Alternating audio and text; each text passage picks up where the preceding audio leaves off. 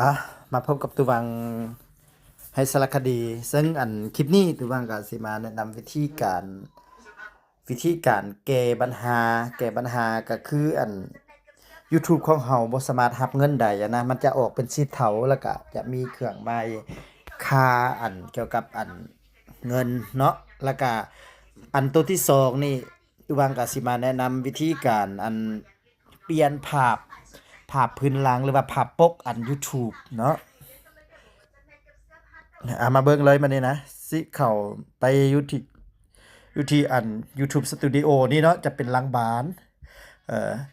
ทุกสิ่งทุกอย่างเขาจะมาที่อัน YouTube Studio นี่เนาะเครื่องหมายจะเป็น YT Studio แล้วก็ YouTube นี้บ่ได้เกี่ยวนะ YouTube นี่นะจะเป็นการที่ว่าเราเข้าไปเบิ่งซื่อๆแต่ว่ารายละเอียดเราจะมาเบิ่งอยู่ที่ YT Studio ตัวนี้อืมคืออัน YT Studio ตัวนี้นะเขาจะไปอยู่ที่เนื้อหาตัวนี้เนาะไปที่เนื้อหา แล้วบัดนี้อยู่ในนี้เขาจะมาเบิ่งอันทั้งหมดวิดีโอทั้งหมดตัวนี้เนาะวิดีโอทั้งหมดนะเข้าไปเลย เมื่อเฮาไปอยู่ที่คืออันพวกเจ้าเห็นบ่ตัวสีเขียวนี่จะเป็นตัวที่ว่าเฮาได้รับเงิน แล้วก็มาเบิ่งตัวที่ถึงตัวนี้เนาะยังบ่มีอันปกปกคลิปเทื่อปกคลิปก็คืออันแบบนี้เนาะเขาจะเฮ็ดแบบนี้แล้วก็มีหนังสือแบบนี้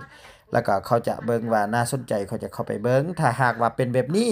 ก็ยังบ่มีผู้ใดเห็นเนาะแล้วก็ตุบังสิมาแนะนำวิธีการปกใส่อันภาพพื้นหลังก่อนตุบังเนี่ยคลิกเข้าไปแล้วมันจะมีรูปดินสอมีรูปสออยู่เทิงพี่คลิกเข้าไป ในเมื่อเราคลิกเข้าไปแล้วเราจะมาคลิกอยู่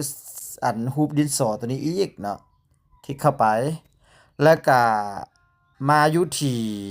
ขนาดย่อที่กำหนดคลิกเข้าไปแล้วก็มาเลือกเนาะมาเลือกแล้วก็คลิกเข้าไป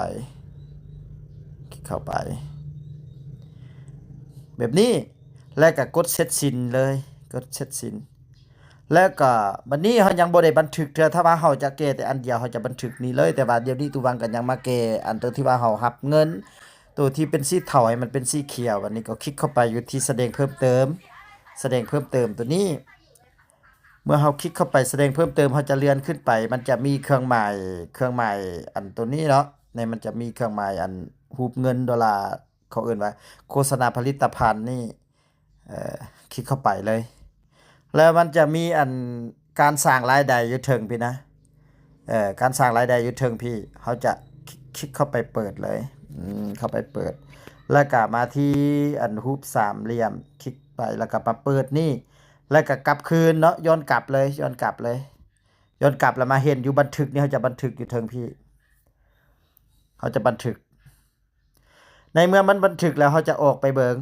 นี่มันจะเป็นแบบนี้มันจะมีภาพหน้าปกงามๆแบบนี้เนาะมันจะมีภาพหน้าปกแบบนี้เพื่อว่าให้คนสนใจดึงดูดเข้าไปเบิงแล้วก็ตัวนี้จะเป็นอันมันจะมีตัวสีเขียวนี่ออกมาแบบนี้โอเคเนาะก็จะมีแต่สำนี้สำหรับคลิปต่อๆไปก็รอท่าเบิงตัวนี้ตัวบ้านก็กำลังอัพ2คลิปอยู่นี่เนาะ2ภาพ2วิดีโออยู่นี่โอเคบาย